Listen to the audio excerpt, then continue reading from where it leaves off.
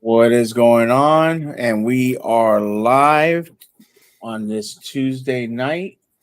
It is 6:15, 9:15 where Mr. Brody is. It is a still conspiracy. We're going to be talking Steelers. We're going to be talking Ravens. We're talking Panthers, that great organization.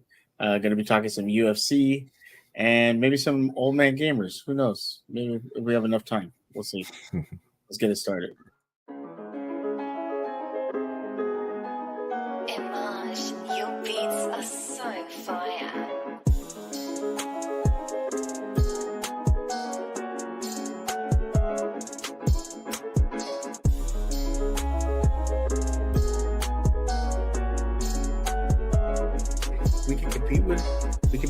I feel we can beat the Browns. We can compete with Baltimore if they have Lamar. And we're right there with them.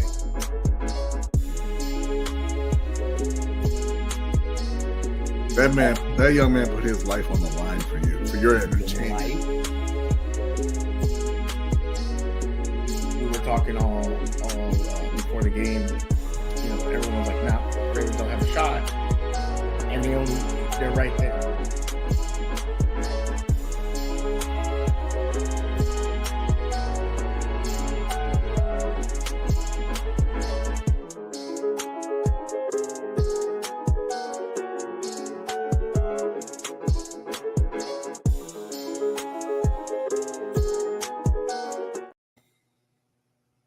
What is going on, everybody? It is another episode of The Still Conspiracy. I hope you all are having a great day on this Tuesday night. Appreciate you all being here. Of course, I am joined by the one, the great, the only Rodney from so many podcasts that I can't even remember. Not so many, just the two. The four? Thank you. Just a couple of them, but thank you for having me. It's like four. It's Lunch Break Hot Take. It's Ring Kings, mm-hmm. And I wouldn't even say that I'm officially a part of the roundup. That's not. What about the Rogue podcast? I'm not a part of the Rogue podcast. You do a show. I haven't. No, my friend. I haven't been on there in quite a while. Weren't you just there on Sunday? No.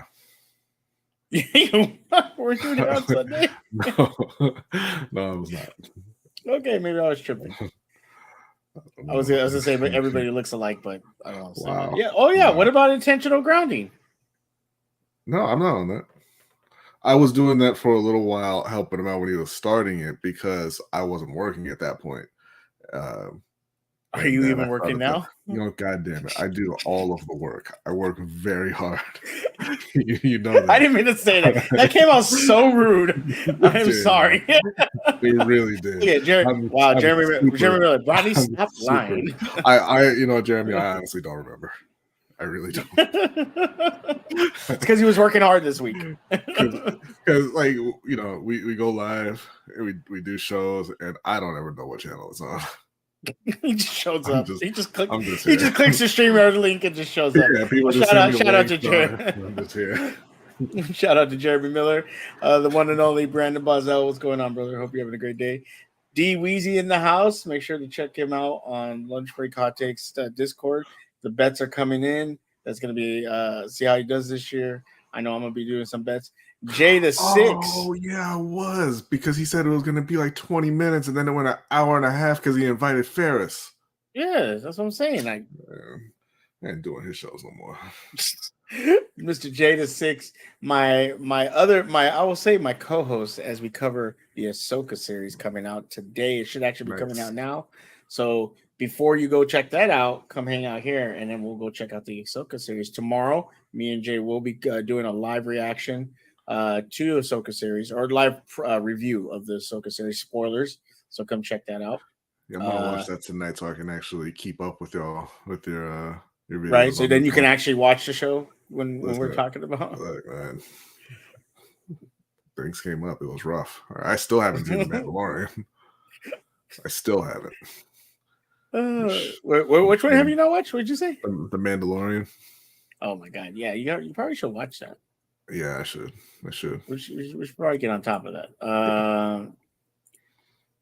To discuss Beast's face when he remembers he was on, right? Actually, this is B. When you remind B that he did a show.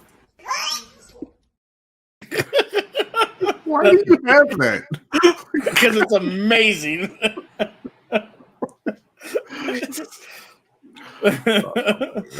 and this is also B when you tell him he does a bunch of shows. Hold up. Wait a minute. Something ain't right.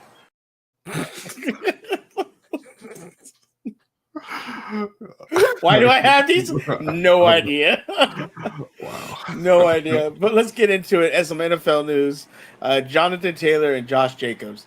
Right now, there has been reports that Jonathan Taylor has been granted permission to seek a trade, with Miami being a possibility, with the Raiders also being a possibility, just swapping the old running backs with each other.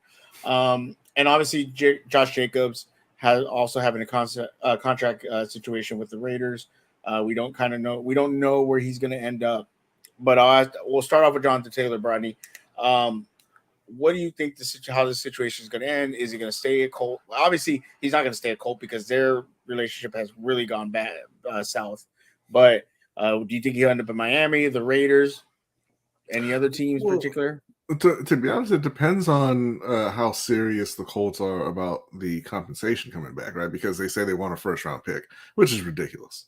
You're not going to get a first-round pick.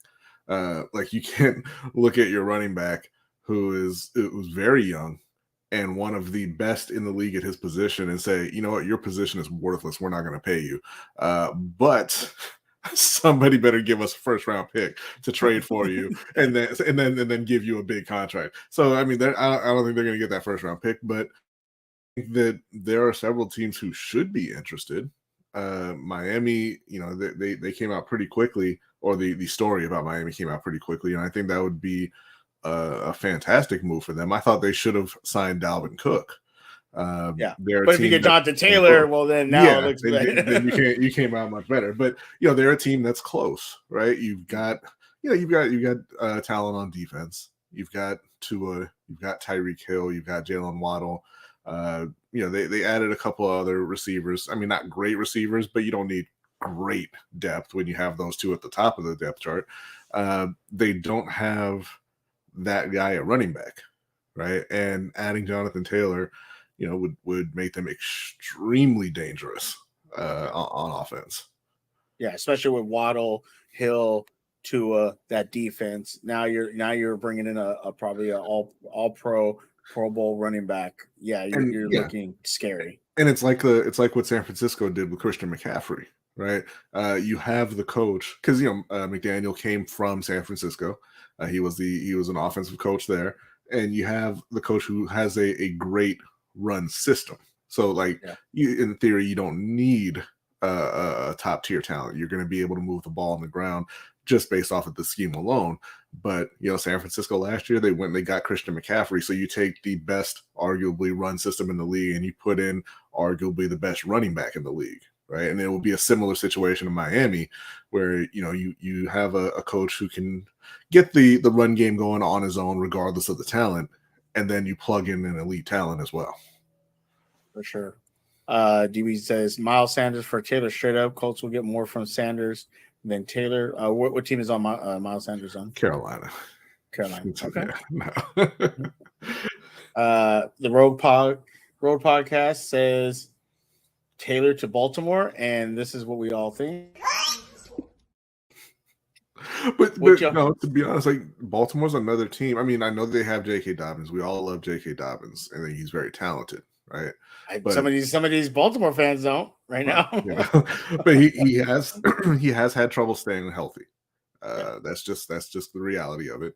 And if you want to be that run first team that Baltimore, for whatever reason, has always wanted to be, go and get a top tier running back to pair with Lamar Jackson. They're not going to do it because they're Baltimore, but that would be another great destination for him. So, and what about Josh Jacobs? Where do you think he's going to go, or what do you think the situation with him could? Well, it just came out that he's ready to come back to the team because he has been holding out.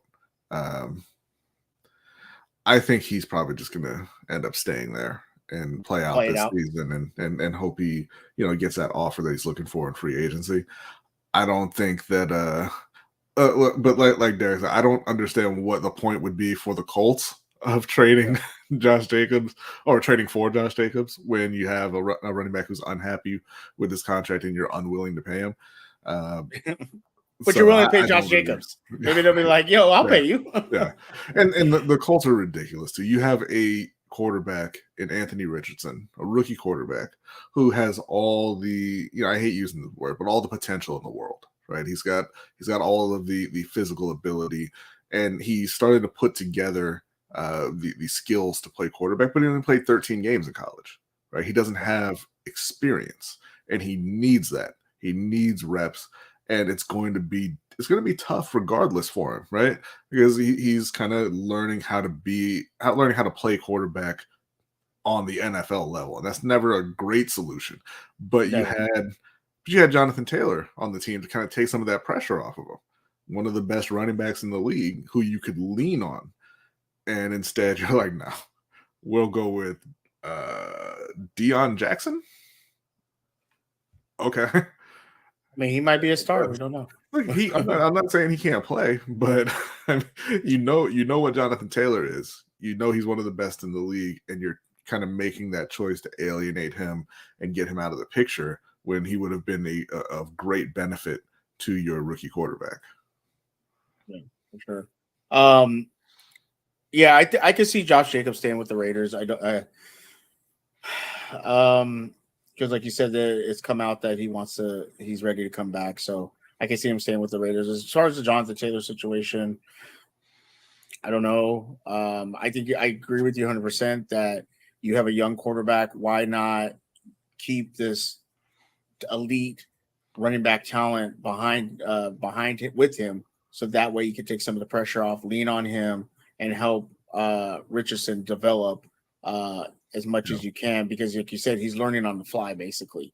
So that's a tough situation for a young quarterback. So if you have a running back that can take some of that pressure off of him, he can learn on the fly. Maybe that will help him in the end. Maybe he's still gonna have a rough time, but at least you have that to depend on. And now you're kind of not willing to do that. So it's a very strange situation for the Colts. I'm thinking either Miami or the other destination that I feel like would make a lot of sense is Chicago, who has a ton of cap room and who looks very serious about giving Justin Fields everything he needs to be successul. Yeah. And right now at running back, they've got Deonta Foreman and Khalil Herbert and Roshan Johnson, who, talented players, but they're not Jonathan Taylor. For sure. And that's another young quarterback that if you get him a steady running back, that's going to help him. Even though Fields has been in the NFL for a while, still giving him that quality back to lean on and take some of that pressure off will help him as well. So yeah, I can see. I agree with you there. We'll see what happens. We'll be monitoring the situation and see what happens with these two running backs. But this year, it seems like running backs aren't getting the love. Obviously, I'm a Steelers fan. Najee Harris, he's kind of in a contract year, but he's going to play it. He's going to play this year. They're kind of having a running back controversy because Jaylen Warren has been playing well in preseason. Yeah. I think Najee's still going to start. I still think Najee's going to get most of the carries, but I do think that is something Pittsburgh has shown to go with that two-back system and kind of really split the carry. So if Najee wants to get that contract, he's going to have to, when he does get the carry, he's really going to have to show something or at least produce. Because if anything, Najee is a good back. I think even today they're reporting that there was a story that he's like they consider him like the 10th best back in the league. His yards per carry hasn't been great. It's between 3 and 4 yards. And so you want to get that number up. Even if it's hard to get that number up, maybe long plays, big runs. He wants to get more of those because I think being a Steelers fan, we haven't seen that from Najee. We haven't seen that explosiveness. He still plays like a bruiser, but maybe get some good runs. 20, 15, 25 yards. In games where we see an explosiveness that he can just break one at any time, I think that would help his cause to get a better contract. Now, if not with the Steelers, with another team. So we will definitely see what goes on there. Deuce Vaughn is standing out in the Cowboys preseason. I mean, but everybody stands out in Cowboys preseason because they're not good. I'm giving you a hard time, Jeremy. Hard time. Giving you a hard time, Jeremy. All right. Let's go to the first preseason game. Buffalo versus the Steelers. The Steelers win 27-15. Yes, preseason game, so we're not going to take too much stock in this. But I will say that watching some of the highlights that happened in this game, but watching that first drive for Kenny Pickett, really, again, we talked about this last week. We don't want to see just awesome playmaking. We want to just make sure that he is able to decipher a defense, throw the ball with precision and strength, and make decisions. And he showed all of that in that first drive. Again, it's preseason. I don't know if the Bills were starting, how many of them were starting their starters, things like that. But as a Steelers fan, when you're seeing this, you gotta feel kind of intrigued and kind of excited because he has looked good. Again, small sample size. He's probably gonna play the whole half this last preseason. It's a small sample size, but it has looked what we've wanted from him and what we hope to get from him. So I don't have any highlights. Because I'm tired of getting told I'm a homer and I have highlights. But from watching what I saw from Kenny, he's just slowly but sure, not even slowly. He looks different this year. He looks like he's developed, and so I don't know if you caught the game or any of the highlights, but what did you think about in particular Kenny and what you saw? Yeah, I think that Steelers fans have reason to be optimistic with what they've seen from Kenneth Pickett because Kenny is a child's name.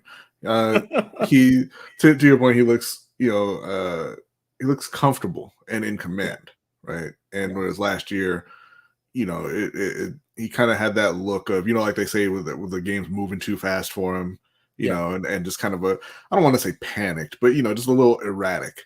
And even last year, you saw some of that go away towards the end of the season, and he was making more plays and things like that. But I think that he does look comfortable. He looks like he's really settling into his role as the starting quarterback for the Steelers. They've done, I think, of improving the cast around him, particularly the O-line, and I think it's going to pay off for them in a big way. The question for Pittsburgh is and will continue to be the defense, and if they can kind of hold up their end of the bargain, and particularly that pass defense, right? If they can kind of stand up in the secondary, is TJ Watt going to be healthy the whole year? And what exactly you're going to get? How much are you going to get from Joey Porter, right? Like you brought in Patrick Peterson. Patrick Peterson he's at the end, right? He's not the player that he used to be. You're kind of hoping that you can count on him to be at least average, above average for the season. But that's not a given with a guy at his age. They went and got Joey Porter, and they're really, I think, going to be hoping that he can have an accelerated growth there and really kind of step into a starting position and hold it down on his own as a rookie, which is a very, very tough ask at cornerback. It's a very difficult transition to make, and particularly with the way the games are refereed. They're not allowed to do anything. The cornerback position, you're allowed to kind of escort the wide receiver down the field and watch him catch the ball and then see if you can make a tackle. So I think it's gonna be tough. I think they're gonna need, like I said, they're gonna need TJ Watt to stay healthy. They're gonna need a fantastic season from Fitzpatrick. But those are two of the best defensive players in the league. So I mean, it's not out of the realm of possibility or anything like that. But I think that Pickett showing that kind of growth and The comfort level is going to be a huge boost for Pittsburgh. Yeah, and I totally agree with you. There was a great moment. Joey Porter got his first interception, gave the ball to his dad. Now let me tell you something. That interception was like me throwing the ball because that was like straight to him. Sorry. It was a good moment, but I wouldn't even call that an interception. I call that like a tip pass or something. Like the quarterback. You can only catch the passes that come your way. Sure. All right. Well, I've dropped a lot of them, but I think I 100% agree with you when it comes to Joey Porter. I think that they're going to ask him to accelerate his growth and really lean on him to say, even though Patrick Peterson, you're saying he's the number one corner, we kind of want you to be that number one corner, and we hope it's soon as possible. Now, I will say, if you're a fan of podcast, check out The Pivot. Watching The Pivot this last episode with Joey Porter Jr. and Joey Porter was probably one of the neatest, fun childhood dream podcast to watch, because imagine doing it was pretty neat, because imagine being a son and you grow up to get to the NFL where your dad was, and now you're playing for the team your dad was known for, and getting to talk to him and things like that. It was a dope conversation to watch, and I think that when you watch that, you kind of get a sense of, I think he can do it. I think now is the ability there? Yes. Is the fundamentals need to be worked on? Probably. And does that all need to come together over time? That's probably what's going to happen. Yeah. But you can see it. You can see the maturity. You can see the understanding of what they're asking him. But you can also see the determination that he's willing to do it and wants to do it. That it's not too big for him.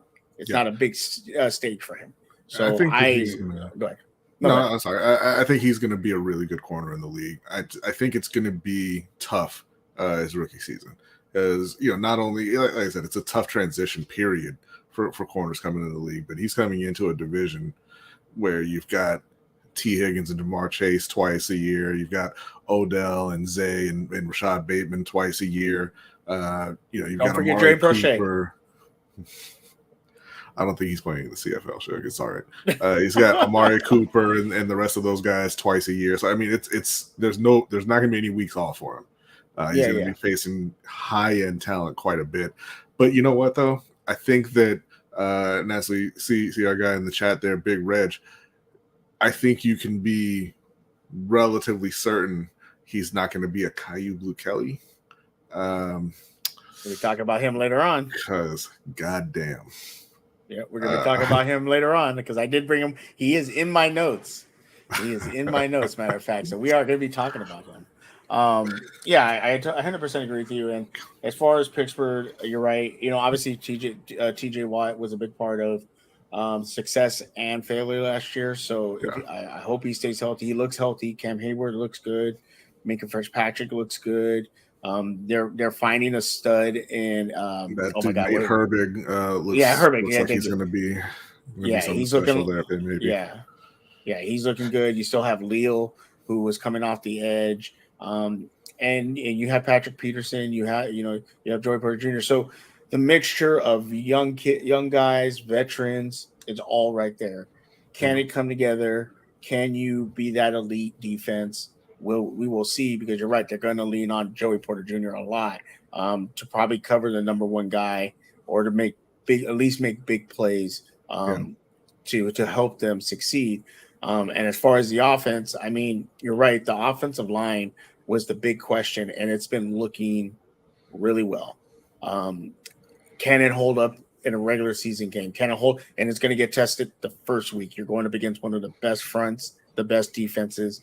If they can hold up against that defense and keep Kenny clean, keep Kenny off the ground, and let him be able to make decisions without being under pressure, then I feel real confident on this year, more than I did going into the season. So the offensive line is a big question, and I'm hoping that they continue to play like they did, because they've looked really well. and looked like a not a like number one offensive line, but they look like, okay, we can protect our quarterback. We can let him throw the ball back there. We can run block. We can pass block. We can do all these things. I mean, Jaron Warren had one play and it was 62 yards. Yeah, that could be because of the running back. That could be because of the line. You never know. But when you start seeing plays like that, you're saying, okay, hopefully something's going on right here that it's making a difference. So I'm excited about that. Obviously, George Pickens. You have Deontay Johnson. I knew he was typing a whole ass paragraph over there.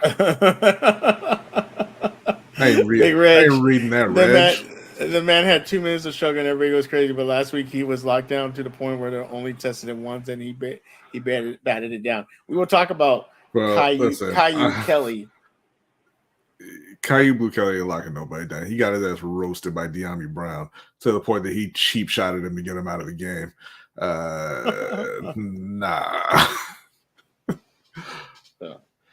Not lockdown. Not that. The only thing, so other than I think the win over the Bills, I think, like I said, running back situation, very interesting. I think they're going to do a two back system, splitting the carries with Najee getting most of the carries, but he's got to be able to produce a little bit more if he wants to be that back, but we'll see. I want to kind of keep him healthy because he has had injury issues, but we'll see what they do with that situation. But overall, I think the offenses are good. Like you said, defense, health, and just repetition and getting experience is going to be a big factor. Again, I've been watching a lot of videos, Twitter, things like that.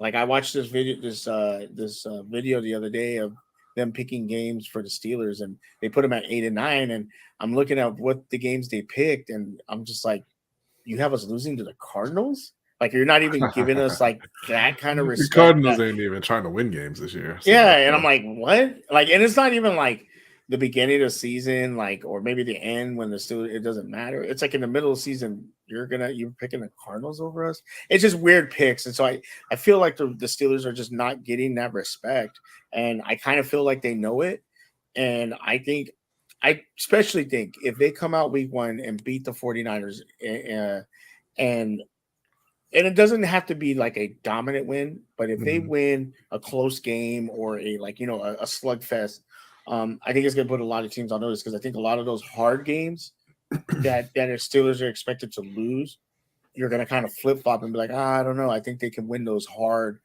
fought, tough games, right? And maybe lose the finesse games. Like I had us losing to 1 to Baltimore, 2 to the Cincinnati Bengals, maybe 1 to Cleveland. There's a couple other games that might happen. I don't know, man. Like I was kind of on that Cleveland train a little bit, and going back and forth between them and Pittsburgh, for third in that division, but it hasn't been looking great over there in Cleveland. I'm telling you, they need to put some massage parlors in that stadium, and they might look better. Like what? Like it's just wild, right? Like did he forget how to be a great quarterback? I mean, I know I'm joking and I'm saying, but he was out for a year. Maybe it was just something in Houston that he got, and he's not getting in Cleveland. Maybe it's Cleveland. Maybe it's just Cleveland. Maybe it is. Maybe it's just Cleveland. Shout out to all those Cleveland people. All right, let's move on. And I know you're excited to talk about this, Brodney. The Ravens preseason winning comes to an end, 20-0. Are you excited about it? Are you not? No, nobody's excited about this. It's a damn preseason. Not excited about it. Like the streak didn't really mean anything except for to Ravens fans. And it's just really wild because like it was actually an entertaining game. It was fun to watch, which you don't normally see in the preseason. And it really came down to Caillou Kelly not being able to keep up with De'Ami Brown or any of the Washington receivers, really. If he had stepped up and maybe done half of his job, the streak is still alive. But it is what it is. Well, that was going to be my third topic, but we'll start off with that. Which cornerback do you go with, Washington or Kelly? Well, Washington is he's a safety. I don't think he's going to make it. So Caillou Blue Kelly will be there, and they've got a what you call a gaggle of misfits at corner right now, because Marlon Humphrey, we don't know how long he's going to be out. Rocky Sin has been out for a while now, and there's no real talk about when he's coming back. But the Ravens are and John Harbaugh are notorious for not really being transparent at all on injuries. If those two guys are out, and you're talking about Caillou Blue Kelly and Brandon Stevens and the other guys that they have out there, it's gonna be really rough. It's gonna be really difficult. Now they do have Houston in the first week, so you're talking about a rookie and CJ Stroud and a rookie and Tank Dell trying to catch and those it comes passes. comes out and throws like 400 yards. I kind of I don't want to say that. I think that he's gonna have a nice day. I think he's gonna have a nice day, but they should be able to handle Houston. Even without Marlon Humphrey and those guys. But I think we lay a bet that he has over 350. I think not we lay 350. I was looking. I'm like, over under for him like 225, 230. I think he goes over. Because again, with Houston, it's not just that he's a rookie and it's his first start. Tank Dell, who is maybe his number one receiver, is also a rookie. John Mechie, he's a second-year player, but he missed all of last year. He's the receiver from Alabama who had cancer. He overcame that. He's coming back, so it's a great story. But he hasn't played, right? So this is going to be his first game as well. And then Nico Collins is not who they all told us Nico Collins was. So they traded Brandon Cooks to Dallas. They got Dalton Schultz from Dallas in free agency. So it's not like it's a particularly dangerous group. Week one, it doesn't look like it. They got Damian Pierce back there at running back, who had a really nice rookie season, but even without Humphrey and maybe without Rocky Sin, they should be able to handle Houston in week one. Beyond that, don't know. What the fuck talking about? I want to shout out my good friend Jose. How you doing, Jose? I hope you're having a great day. Happy Tuesday. Always a pleasure to see. Big Reg is just going in on you. He said, "Wrong, sir. You are wrong. The streak didn't mean anything to us. Either it was Mayfield that cost us the game. Okay, you remember that? Yeah. And Reg was really looking for that scapegoat for that streak that doesn't mean anything to him. I mean, I was in the chat in Coach Evans' stream. Shout out, they were doing a watch along, and it sounded like it meant something to you all during the game. I understand that after you lose, it's I didn't even care. I'm actually laughing right now. I'm not mad, but it sounded like you all cared during the game. Yep. And then they go to bed, like Stewie goes to bed, lay down. He goes, I'm just going to bed. And he just sits there and cries, thinking about it. It's okay. It's okay, Rich. I heard a lot of, I can't believe they're playing their starters against us. Well, I mean, the streak was top of mind for all of the Ravens fans who I saw watching that, doing that watch along. So it's all right. I mean, Washington was basically like, "Fuck you, Baltimore." They really were, and rightfully so. Oh, not me personally. I just love football. Mm-hmm. Okay, Rich.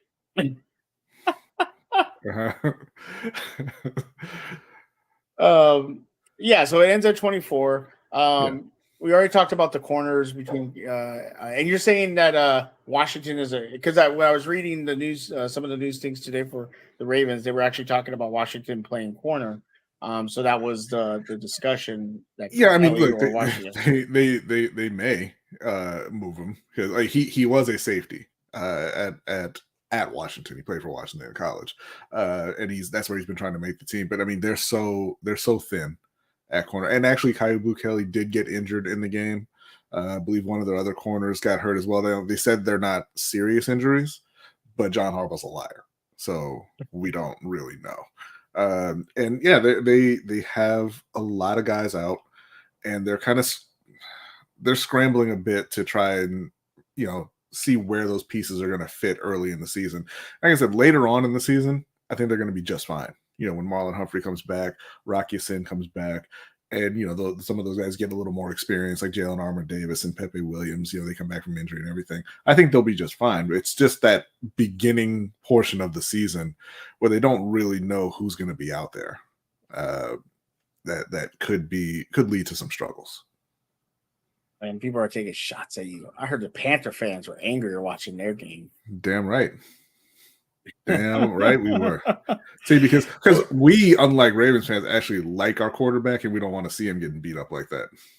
Y'all looked at your left guard and right tackle and said, give me a third string inside linebacker. Give me that edge rusher from Mississippi or wherever he's from in the third round.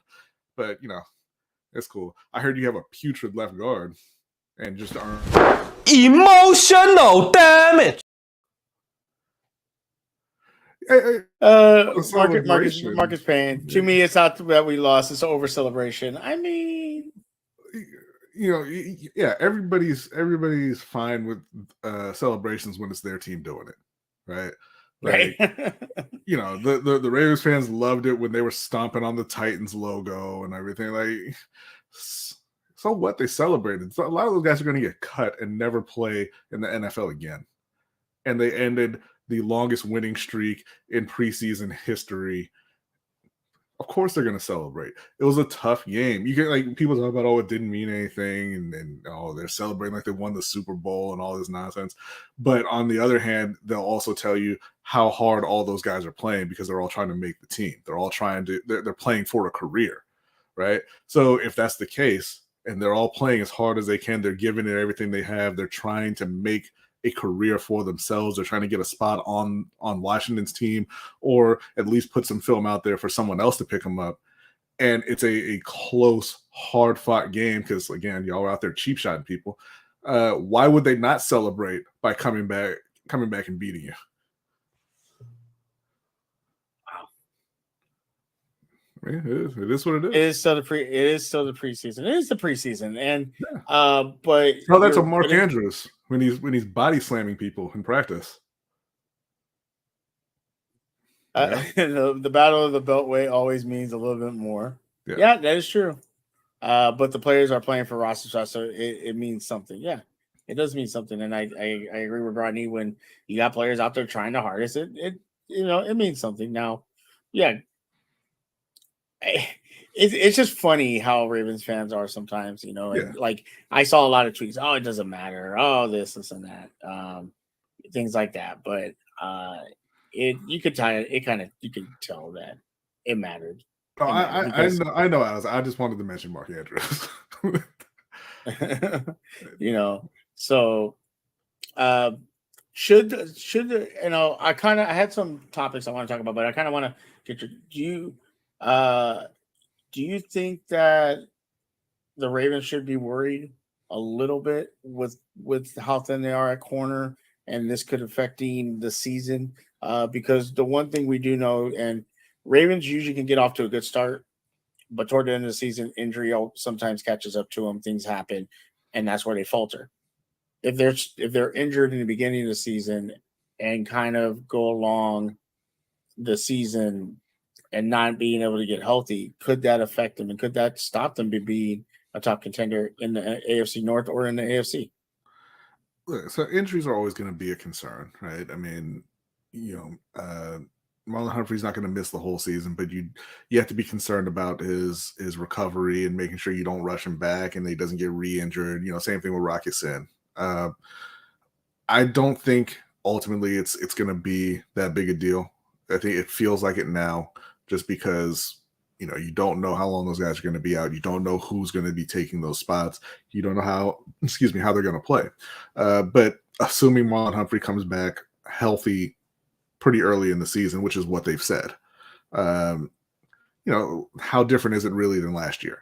I know that Ravens fans wanted Marcus Peters back, and I know the Ravens fans say that he wasn't fully healthy. He was coming back off the ACL tear, and that's why he was a kind of a step slow, and that's why he played poorly, and that's all fine.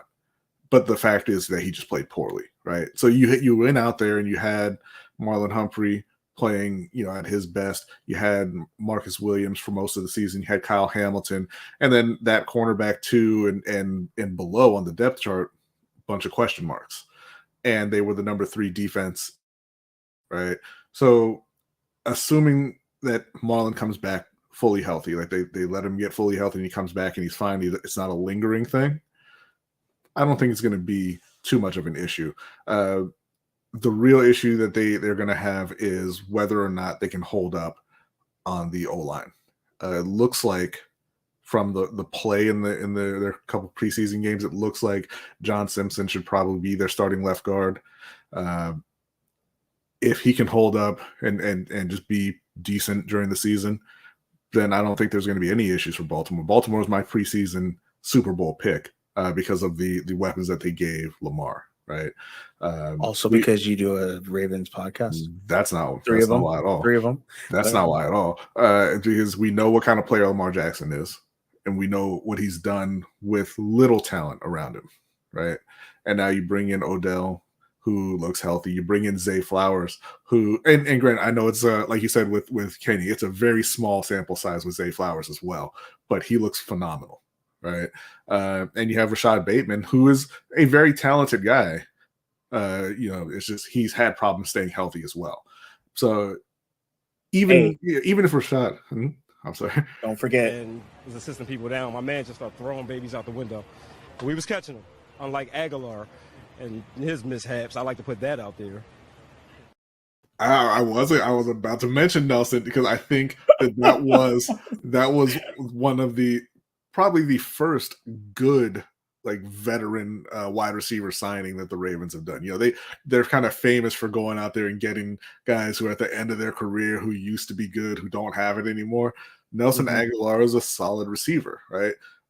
They've got Devin Duvernay still, who was miscast as the second or third receiver last year, but you push him down the depth chart, and I think he's going to be a lot more effective, kind of like Calvin Austin in Pittsburgh, right? He doesn't have maybe the ability to be that top guy, but if you push him down the depth chart with better receivers above him, then he can take advantage of mismatches and lower corners on the other team.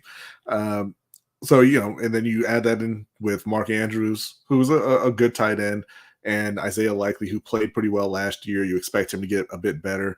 And then they've got a heated battle for tight end 3, because that's the other thing about the game. Nobody in Baltimore cared that it was all preseason and nothing but backups when Vokalek scored. But he looked good, right? They got Charlie Kolar, who they drafted. They got Vokalek for that in that third tight end spot. So they're going to have a lot of options offensively that they haven't had before. And it's really going to be down to, can that left guard hold up, whoever it ends up being, and does Morgan Moses decide that he wants to play for the Ravens instead of playing for the opponents every week, he was doing last season? I think you got to disagree with you, though, because you forgot the number 1 wide receiver on the Ravens, and then Mr. James Prochet. Please stop forgetting to mention him. James, man, I don't. Mr. Casual Aguilar. James doesn't seem like a bad guy at all. He seems like a really good guy, really hard worker, and things have just been going so poorly for him this offseason. Like, I don't know if you saw the pass. Now, this was an O-line issue. A lot of people just kind of blame the quarterback. It was a bad throw, but it was an O-line issue. I don't know who it was for Washington, broke through and they were right in, I think it was Josh Johnson still at that point, right in his face. So he couldn't step into the throw, threw it up in the air, and it was just hanging. And James had his corner beat. He had him beat badly, and he was in the end zone, and he jumped up and he came down without the ball. And next thing you know, it's going back the other way. And I'm just like, how could it possibly keep going so poorly for James? But that's almost over with. So that's good. I want to bring this question up because I just want to hear your answer because I know how you feel about this. Alexander, my good friend, says, being I am a New Orleans and a huge Saints fan, I need your honest take about Derek Carr and the Saints this season. Another 7-9 season or competing for the division? Since you are a Panthers fan, B, let's hear it. I'm of two minds on this. Okay. I like Derek Carr. I think Derek Carr is a big upgrade at quarterback for New Orleans. Chris Olave is a monster, right? I'm a big fan of Rashid Shaheed. I think that he's a good playmaking receiver. Mike Thomas is back. Now, obviously we're not to the regular season yet, but he's looked like the old Michael Thomas in like in practice and things, right? I've seen clips of him just destroying corners. At running back, I think they're solid enough at running back. They had a top 10 defense last year. So based on the talent, they realistically should win the division. But, and this is where the second mind comes in, they've got one of the worst coaches in the NFL in Dennis Allen. And I feel like that's going to drag them down quite a bit. Now, Derek Carr, like I said, I like Derek Carr. He is a big upgrade. He's not a guy who's putting your franchise on his back. He made the playoffs once with the Raiders. So he has to have. He's got to bring the other guys with him, and if with Dennis Allen there, I'm not sure that they'll be able to get it done. Now, you look around the division, Tampa Bay, don't even really need to mention them. Like, that's a clown show. They got Baker Mayfield starting. Yeah, shout out to Baker Mayfield. That's a clown show in Tampa. Carolina, they've got Bryce Young, who I think is the real deal. He's looked the part so far. But they have not been able to protect him. Right. The rest of the team. they have not been able to protect him up to this point. I think a real sleeper is Atlanta. I think they did a lot to improve their defense, which was really bad, but they made some signings in free agency. They made some moves over the offseason to improve that defense. And on offense, they've got a lot of playmakers. You got Drake London at wide receiver, you got Kyle Pitts at tight end, and then they had a rookie, I believe, 6th round pick last year at running back, Tyler Algier, who ran for 1,000 yards, and he might be the worst running back on the team. You got Cordero Patterson coming back, and obviously they drafted Bijan Robinson in the top 10.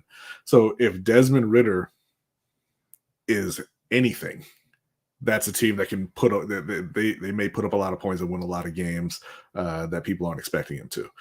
I think that the Saints should be in the mix for the division. I think ultimately they'll fall short, though. And I agree. I can't stand DA as a head coach. He is like Romeo Cornell, a D-quarter lifer, in my honest opinion. Yeah. Big Reg is the real problem is Josh held onto the ball. Josh held onto the ball too long. Okay. You're gonna say that like James Prochet doesn't run a 7.6 40, whatever. Yeah, let's just throw it up and trust that James is gonna get there. Okay. Let's do that. Killing them, B. You're killing them. All right. Let's talk about your team. Carolina Panthers. I'm actually out of time. It's time to go. Yeah, it's 10 o'clock. I gotta get there and get to bed. Because you got to work in the morning. Panthers fall to the Giants 21-19. Like you talked about, offensive line, they've been having an issue. And one of the questions is, can the Panthers can they figure out their offensive line at least by the start of the season or during the season? So we want to hear it. Can the Panthers fix that offensive line and protect your quarterback, Bryce Young? I don't know. I mean, I think that they've had issues on the interior line and on the edges, right? And I think the interior O-line will be okay. Austin Corbett is out. He tore his ACL late last season. He's just not ready to go yet, but he'll be back at some point. They drafted Chandler Zavala, who's just coming back from injury, who I think is very talented, who, given some time, I think that he'll be just fine if they have to plug him in there. So I think the interior will hold up eventually. I think they'll get there. Yeah. The issue right now is their left tackle, who they drafted in the first round last season, Iquanu. And the problem so far is, they've said that a couple of the sacks that he's given up were communication issues, and you can see it clearly in the replays, right? Like particularly against the Giants, there was a play, he was supposed to be blocking Kayvon Thibodeau coming off the edge, and he didn't even really look at him. He turned to the inside and was trying to block an interior lineman, and then once he realized, that's not my assignment. He tried to turn around and get to Kayvon, but it was obviously, far too late at that point. But the next play, Kayvon Thibodeau just ran right around him again and got a hit on Bryce Young. And he knew who he was blocking on that play. He tried to engage him and he just couldn't do it. And right now it seems like he's a guy who just can't keep up with faster, more athletic edge rushers, which would be a serious problem. I'm not 100% sure if like that's the issue, and or if it's something else, and maybe he's just kind of in his head because it is a brand new coaching staff. They do have a couple of changes on the line right now, and maybe it's just a lot to kind of process, and he's thinking too much, or if it is just a situation like they had a tackle previously, Darrell Williams, who actually made All-Pro one year, who just could not block athletic edge rushers. And their solution was they gave him help on basically every passing play. It was either him and the guard were doubling, or a tight end or running back would chip on their way out to a route or whatever it was. But he got help all the time, and it worked for him for that season. But that is obviously less than ideal, especially when you consider they passed on Rashawn Slater, a year or two before that, who looks like he's going to be one of the best left tackles in the league for a long time. So I'm nervous about the O-line, about Ekwonu in particular. But you just got to kind of at this point just hope that it is these preseason kind of jitters and them still trying to get everything to gel, because it's a whole new coaching staff, a lot of changes this offseason, and just you got to hope that that's what it is and that they kind of get it together early in the season, but we'll see. Yeah, for sure. In that game, Bryce Young only threw for 6 passes, 35 yards, nothing crazy. Does he need to get the start versus Detroit to get some experience under his belt so that way he could be ready for the start of the season? I'm always I kind of I like to see starters play at the preseason.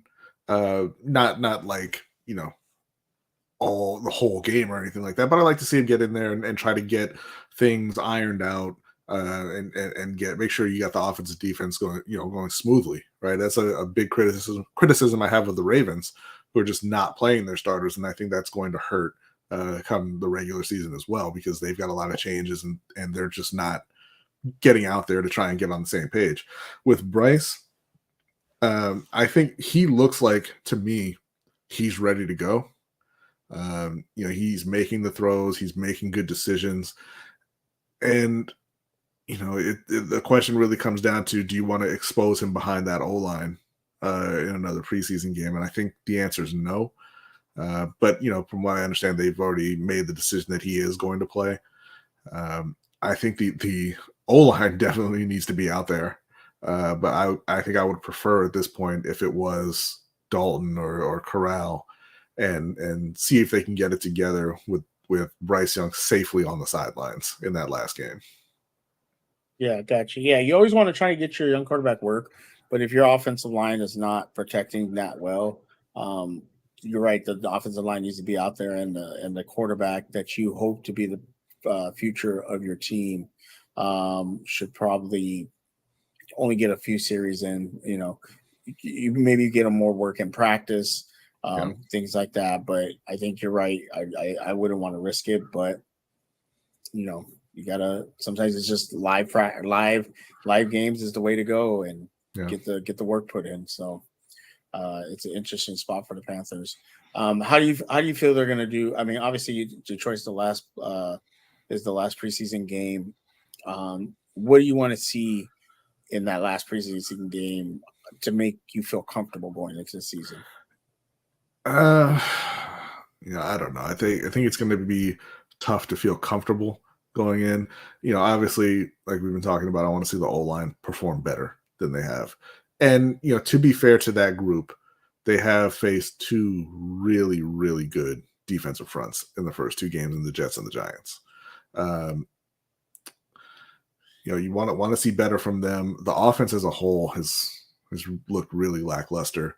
But I don't think there's really a whole lot they can do about that in this last game.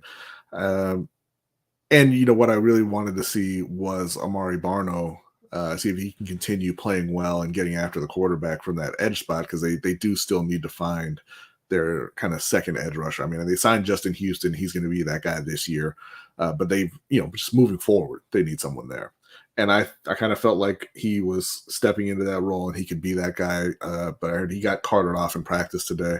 Haven't heard how bad the potential injury is.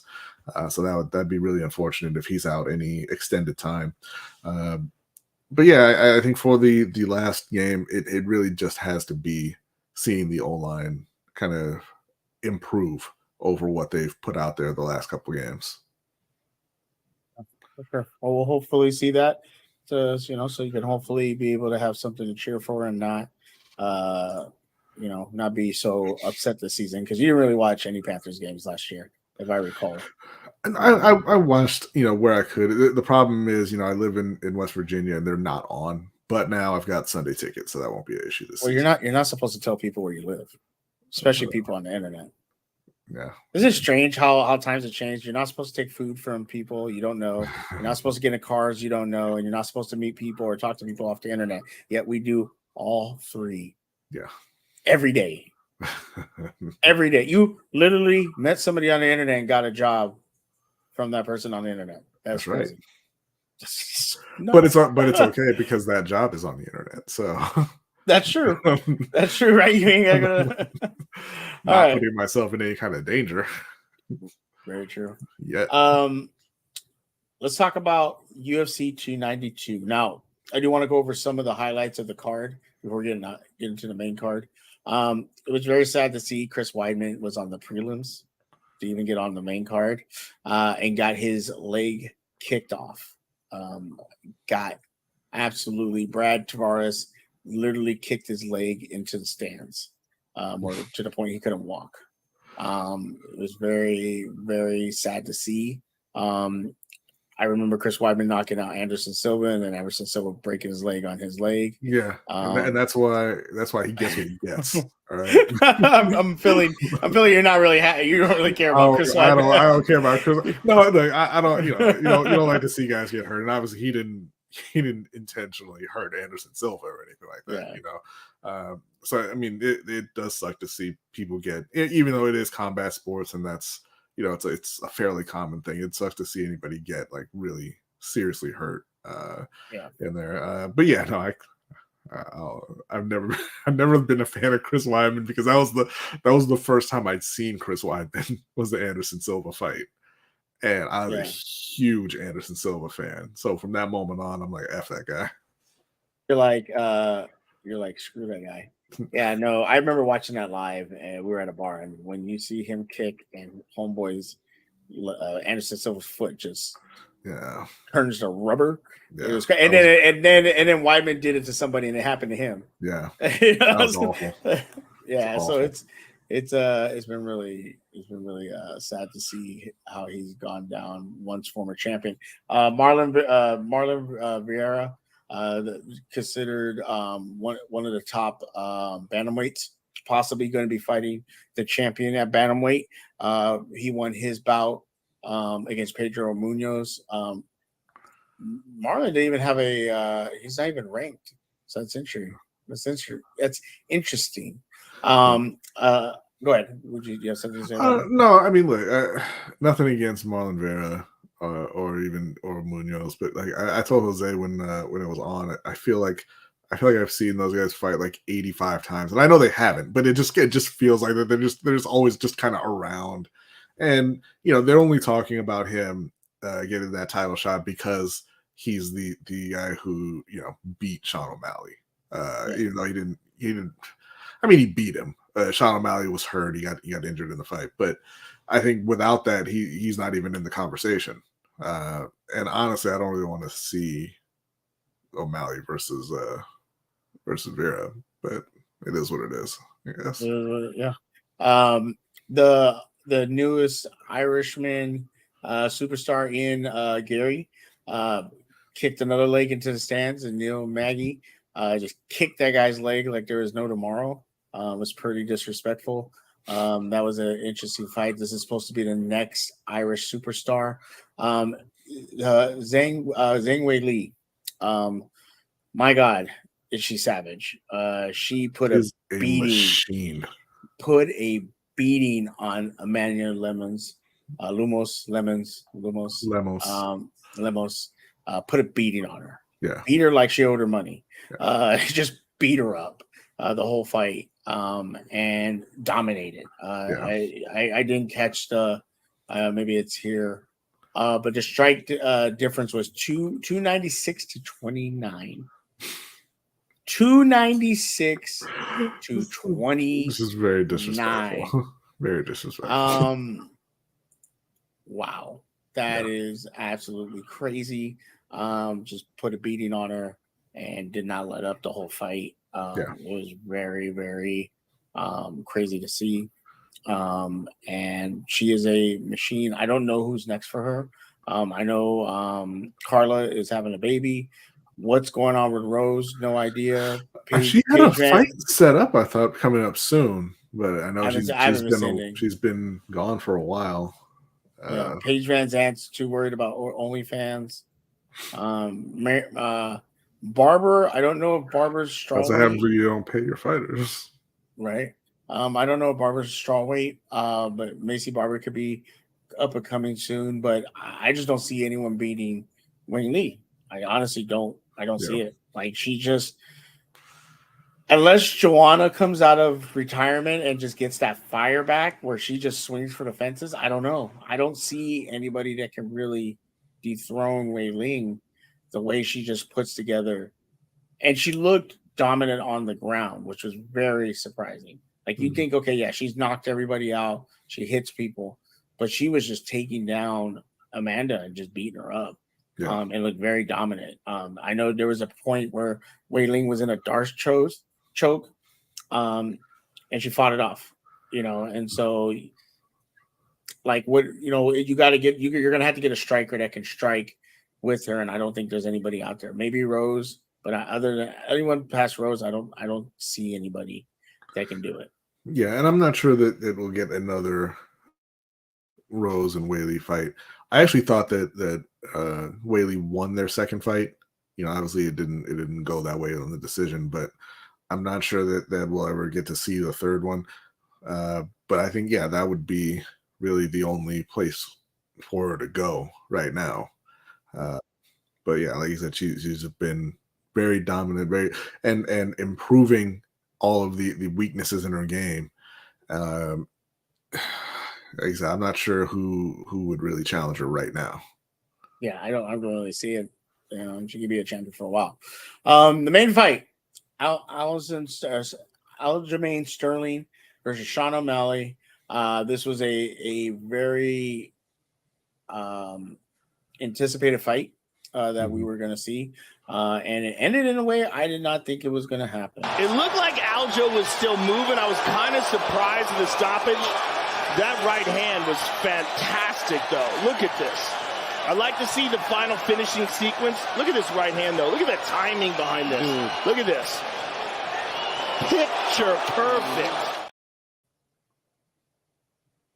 Ends with a right hand. Not really. It doesn't end with a right hand. It ended with hammer fist. Aljamain kind of turtling up for a few seconds. I won't argue that it was an early stoppage, but I do think when he got hit with that right hand, he did face plant, and you could argue that you didn't want him to get hurt more than he was. But I won't argue that if someone says, "Hey, I feel it was stopped too early," I'll agree, because I think maybe it was a stop just a tad too early. But you cannot deny that right hand put Aljamain down on the floor. What did you think of the fight? If you got to watch it, I don't know if you did, because I didn't get to talk to you that day.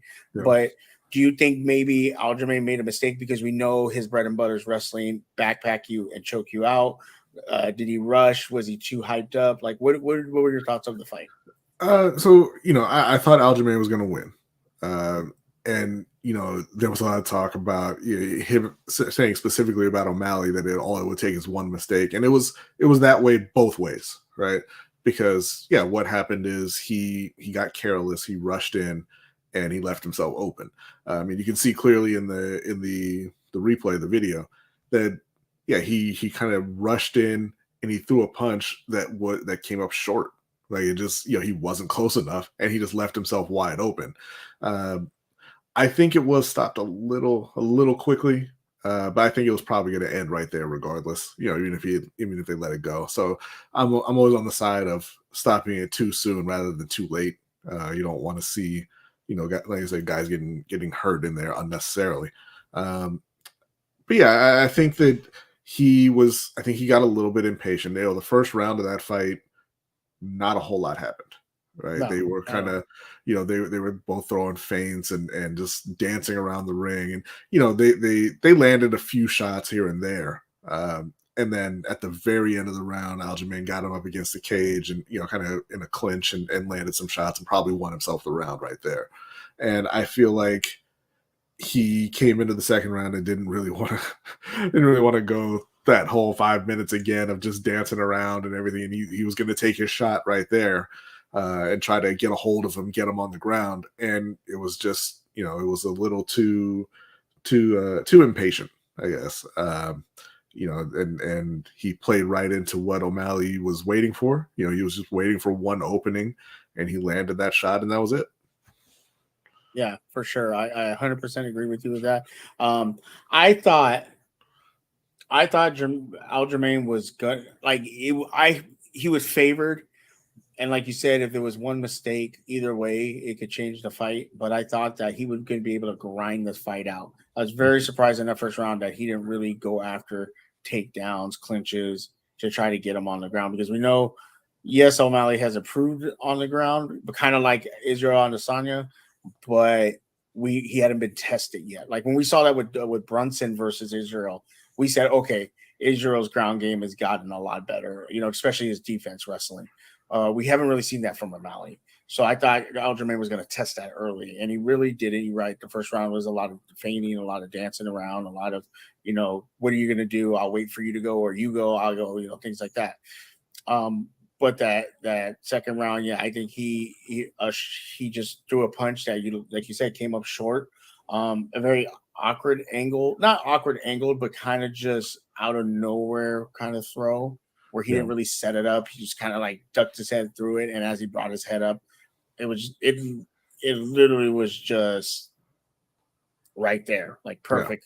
Yeah. And Sterling, O'Malley connected. Again, I agree with you. I wouldn't agree if I wouldn't disagree if someone said that the stoppage was early. I would 100% agree with that. But I think you're right. It probably was going to end there, or I think had they not have stopped it, gone into another round, I think Aljamain would have been kind of so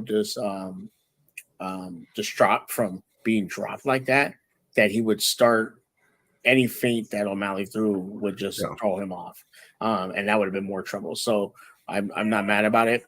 It's kind of a weird situation because, like, Aljamain defended that title a few times against Jan. He put him out.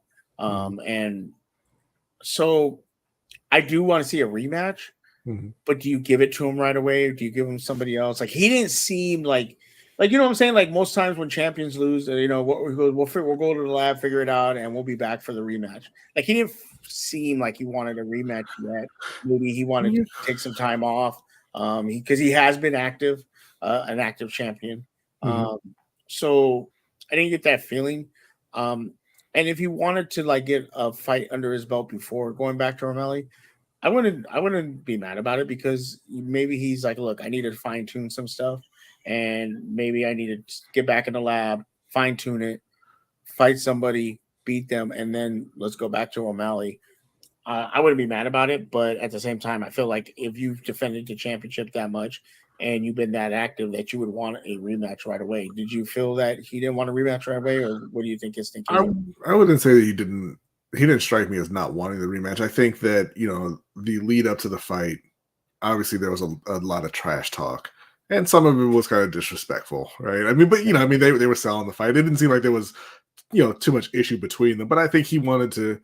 He seemed like what he wanted to do was really give O'Malley props for winning that fight, and kind of let him have that moment there. I think it's really funny to me that people call him one of the greatest bantamweights of all time, and there was no talk from the broadcast about a rematch. It was immediately, oh well, let's go get this guy who was just barely on the main card in Vera. Let's have that fight. I think if Aljamain wants a rematch, you have to give it to him immediately. Well, he's defended the belt, so he's defended the belt a few times. So I think he would absolutely deserve a rematch. And to your point, I think it's possible that he wants to take a little time off. Maybe, and like I said, maybe even take another fight before trying to go for a rematch. I think, if you're the UFC, it has to be his prerogative in terms of if and when a rematch happens with O'Malley. He had mentioned that there had been talks about him moving up, to 145, and he said, hey, if I got knocked out by this guy, I don't want to do that. So I think he probably wants to take a second and think about his next move. I think ultimately he'll want a rematch, and he should absolutely get it. Absolutely, 100% agree with you. We've been talking about how UFC hasn't had any real good fights coming up. I haven't even looked at the cards yet to see what's coming up. You have Holloway versus Korean Zombie. That's just a typical last fight kind of thing. I did want to get your thoughts on this. I am very surprised. Israel Adesanya versus Strickland, and not Duplessis that we thought we were going to get. Is that surprise you? It did surprise me, because I hadn't been really paying attention. I just assumed that his next fight was going to be against Duplessis, and so I hadn't really been paying attention to anything that had been said about Adesanya, and I saw the obviously them advertising that fight, and I was very surprised by that. I have zero interest in that fight. I'm a big Israel Adesanya fan, but I have no interest in watching him fight Sean Strickland. But whatever. Like I'm sure on the night, I'll put it on. I love watching Adesanya fight. I would expect him to win that fight fairly easily, and then we'll see where he goes from there. But I want that Duplessis fight in South Africa, and just that will sell like crazy. We do get this fight. I'm very interested in, but it's a fight night. Wow, Gracio versus Shevchenko. Grasso Shevchenko, a fight night. Mm-hmm. Oh my, that is interesting. Disrespectful is what it is, but whatever. I guess. Yeah, and then obviously we have Jones. Oh my God, I can't say his name. Miocic. In New York, Madison Square Garden. Okay, sure, I'll tune in. Not excited about it. We have Oliveira, Makhachev. So I mean, there's I don't agree with this fight night, but I understand why you're doing it, because when you're looking at the cards in between, you have Adesanya, you have Makhachev, Oliveira, and then you have Jones, Miocic. I understand, but why not take that fight night and put it under? Okay, why don't you take that fight night and put it under Jones, Miocic in Madison Square Garden? I think that's an option, or out of those cards, I would make Adesanya and Strickland the fight night. Honestly, I think that's the worst of those fights. But I understand not wanting to put Adesanya on for free either. But this is where and Jose and I talk about this a lot. This is where you have a failing of the UFC, because there's just times when you have to tell fans what they're interested in, right? Maybe you think that Shevchenko and Grasso won't sell. You have to sell it. You have to make it sell. Yeah. And also, like you said, that you can't have just pay-per-view every other week. So, move some stuff around. Yeah. right? Yeah, because they got two fight nights coming up, a pay-per-view, 2 fight nights, pay-per-view, 2 fight night, pay-per-view. So I feel like that fight night with Gracio Shevchenko should be moved to New York. It gives them a little bit more time because they're supposed to fight in September. You give them about a month and a half more, but you put that in under Madison Square Garden with Jones as a co-main event. That's gonna probably sell. You're gonna get a very big influx from the Mexican community, especially because she's a Mexican champion. I just feel that's where you should be going and not put her on a fight night. I think you're right. It's totally disrespectful as a fight night. Or And I don't like it. you have Holloway and Korean Zombie as a fight night on August 26th, right? Then you have Cyril Gahn as a fight against Spivak as a fight night on September 2nd. And then you have your pay-per-view, and then you have the fight night with Shevchenko. Why don't you combine a couple of those fight nights? Why don't you have Gahn and Holloway's on the same card with Shevchenko and put it on with Grasso and Shevchenko and put it on pay-per-view? If you feel like, hey, maybe they don't have the star power to sell, we don't feel like we're going to get a lot of buys, then stack the card, right? Yeah. You don't need 3 events for 3 separate events for those fights. Put Holloway and Korean Zombie and the Cyril Gahn fight on that same card with Shevchenko and Grasso and sell it as a pay-per-view. I think the problem is why they did that is because, which doesn't make any sense. Holloway is in Singapore, Gahn is in France, and Adesanya is in Australia. Yeah, no, I get it, but that's what we're talking about, the schedule. And then Shevchenko is in Vegas. Yeah. So you could, I think like, and I get why they're doing it. Like I don't think Gahn deserves a fight in France. You mean do you mean because he got beat in 15 seconds by an overweight John Jones in his first heavyweight fight? Is that why? Yeah. No, he shouldn't be getting a card all to himself in France. There doesn't need to be a card in Singapore for Holloway and the Korean Zombie. It's so disrespectful that we never use his name. But you combine those and put them on a pay-per-view. And if those guys see, that card was still, I think that card was so. If you had Shevchenko, Gahn, Holloway, and Shevchenko being the main event, that's a card that would sell. I buy that card just to see. You're seeing Korean Zombie. But the reason I think they're giving Korean Zombie his own fight night is so he gets 5 rounds. Which the fight's not going to go 5 rounds. Which is listen, one, it's gaming a system, but it's a system that you created. Give him 5 rounds if you want to give him 5 rounds. No one cares. Right? If you just said, hey, you know what, we're going to make this one 5 rounds just because, then make it 5 rounds. You created a belt out of thin air just to give it to Masvidal so you could say he was a champion. Do what you want to do. Sell the fights. That's where they need to take a cue from WWE. Okay. Yeah. That's just make up a 24-hour title or a hardcore title. do whatever you need. You don't even have to just say, hey, we want this one to be 5 rounds. It's going to be 5 rounds. It is what it is. It is what it is. All right.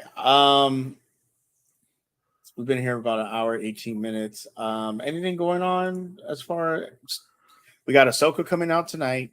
There's some things I'm going to talk about right now in a minute. But we have Ahsoka coming out tonight, so I will plug that now. Me and Mr. J will be doing Ahsoka episode review. I think it's going to be 2 episodes, so I'll probably have to redo this. Ahsoka giving you the side eye right there. She is. She's looking like I owe her child support.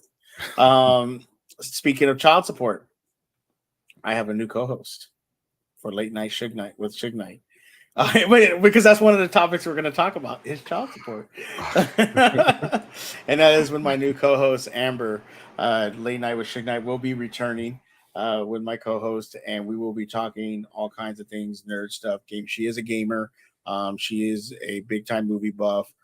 She's a book reader, so you're going to enjoy that, Bronny, because she can read and not me. So you'll have somebody that's in the books, things like that. And we will also be talking all kinds of stuff. Well, we'll be talking from 2 point of views. Obviously, a father, mother, both with kids, both not, both that are out, that are not in a relationship with the person we had kids with. So you're gonna get a lot of cool perspective. Talking gaming, we both game together, and play a ton of games. So it's gonna be awesome. I'm so excited about that.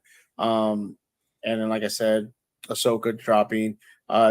This Thursday, the Steelers play in the final preseason game against the Falcons. So I might do a live stream. I haven't decided yet. It depends if I need to Uber and stuff. So we'll see. But I'll let you know. Keep follow me on TikTok, Twitter, and Twitch. Suge Knight 323 on TikTok and Twitter. Suge Knight 1323 on Twitch. I've been gaming a lot more, playing Magic. I'll be playing a tournament this Sunday. I've been playing some Apex, playing some Cube, randomly just going live because, just trying to stay consistent. So if you want to come hang out with me, talk with me, listen to some good music, I got my playlist and bullshit, come hang out with me. Real quick, before we get to this end, because I did want to talk about something before we get out of here, Rodney. Where can the people find you and follow you at? Yeah, you can find me on Lunch Break Hot Take with my brother Jose. We do a show every Wednesday evening at 7:15 p.m. Eastern Time, and we follow that up with the Overtime show for our patrons, where we kind of just discuss, anything that's in the news that it may or may not be sports related, but just anything that's going on. You can also find me on Ring Kings podcast, which is our boxing podcast that I do with my brother Jose and our friend OTR Mike. We are going to be recording some stuff coming up here pretty soon. We've got our pound for pound list that we have to get recorded and put out. But we typically stream after big time events. I think the next one, it might be a little ways away. I know for sure that we're going to be streaming after the Canelo and Jermell Charlo fight. That's towards the end of September. I'm sure there's something between now and then that I'm forgetting. And you can also find me on Monday night at 9 p.m. on the Ravens Roundup with Coach Evans, with Chris from Deep Cover Pod, with Hendo from the Rogue Pod, myself and Jose, obviously, like I said, from Lunch Break Hot Take, and OTR Mike from Open Mic with OTR Mike. And that's over on Sip to Tally Films. That's SIP, the number 2, Tally, TALLY. Remember, I used to call him Skip to Tally. I used to call him Skip to Telly. And don't forget, you're also on the Rogue podcast. You're also on Let's Get Ready this Friday. You're Let's Get Ready this Friday on intentional grounding. I'm not on intentional grounding. I'm going to be on Wednesday. Unnecessary roughness. Tomorrow night after our show, I'm going to be on with Caleb and D Weezy. Betting the NFL, talking about the NFC South and the AFC North coming up this season. And then, like you said, on Friday, I'm going to be on Let's Get Ready Network with Adelia and Ferris for, I believe it's, I want to say dinner table, but I know it's open table. I'm not sure what the topics are right now because Ferris is not being very forthcoming with that. I told him he needs to change up the topic from what he told me before. We'll see what he comes up with. But it should be a great time. It should be an absolute great time. Like I said, late night with Suge Knight will be returning on Fridays. I will get a time out to you guys tomorrow. We'll be going live to talk about Ahsoka, me and Jay the 6. So make sure you be here for that. If you go on my channel, there's already a stream up. Like it and hit the bell button so you know when we go live tomorrow. But real quick, I just wanted to talk about something personal. Sometimes in life, things happen. You get to know people, you become friends with them, and it unfortunately, death is a part of life. And the passing of a good friend of mine, Katrina Wallace, passed recently, this past week, who I became friends with about 10 years ago through her husband, actually through Magic. He owned a magic store. That's how I met him. I met them, became good friends with them. And unfortunately, she lost. She had survived cancer, and then recently had gotten sick, and dealing with a lot. And this past week, she passed away.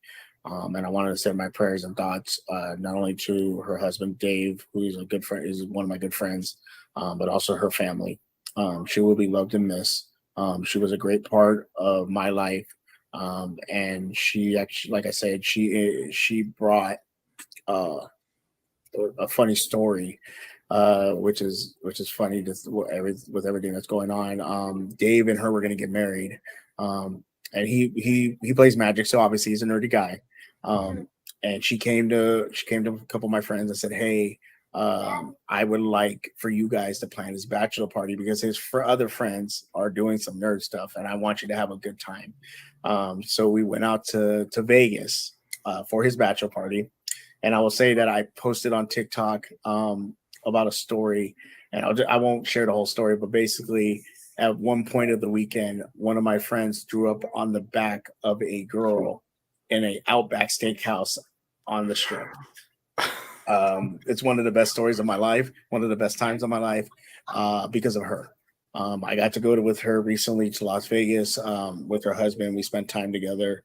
We would go to Korean barbecue, sushi, and the funny thing is she'd go to Korean barbecue. She always wanted to cook, and she would cook for everybody, but eat twice as much as everybody else. So we would always have to wait for her because she would cook. She would eat so much, and she was amazing. And I love you, Katrina, and we miss you. You will not be forgotten.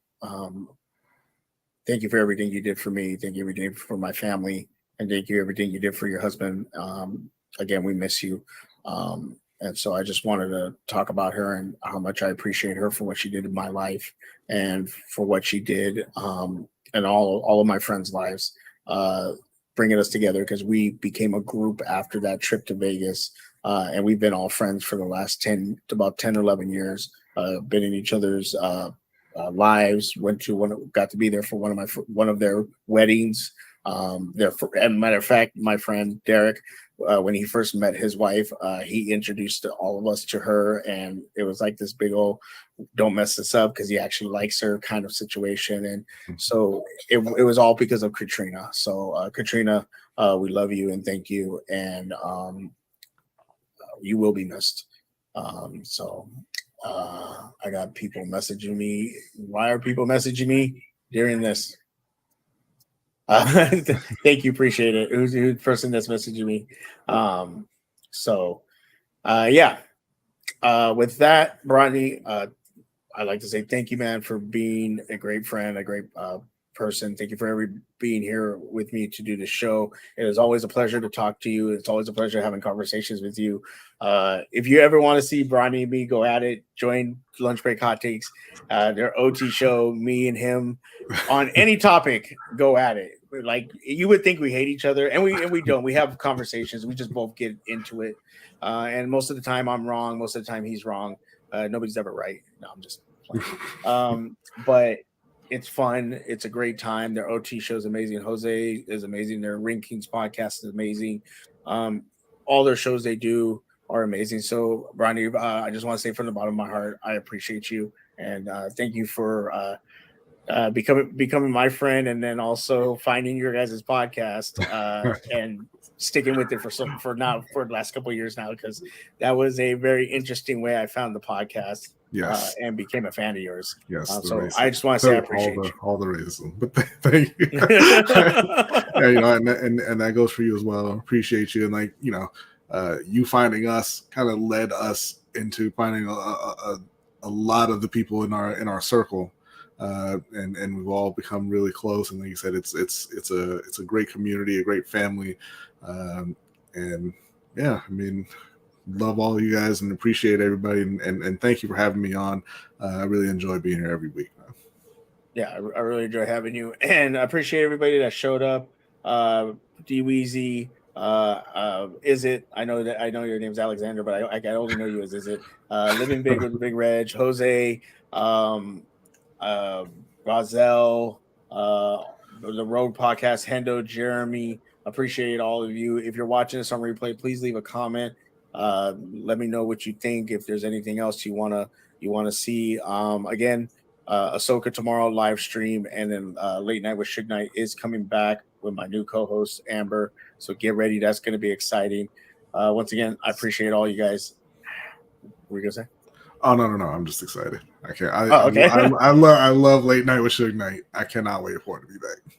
Yeah, it's gonna be. I'm gonna tell you something. It's gonna be nice to have a co-host because I won't always have guests on, but to have someone to be able to talk to is gonna be awesome. And so I'm excited for it too. We have a lot of things we want to talk about. We've already got stuff written down, so it's gonna be exciting. So get ready, and maybe I'll start doing like a community page, and you guys can pick some topics out. I don't know. I got to learn how to work that stuff, but we will figure it out together. Have a great one. Take care. Talk to y'all later.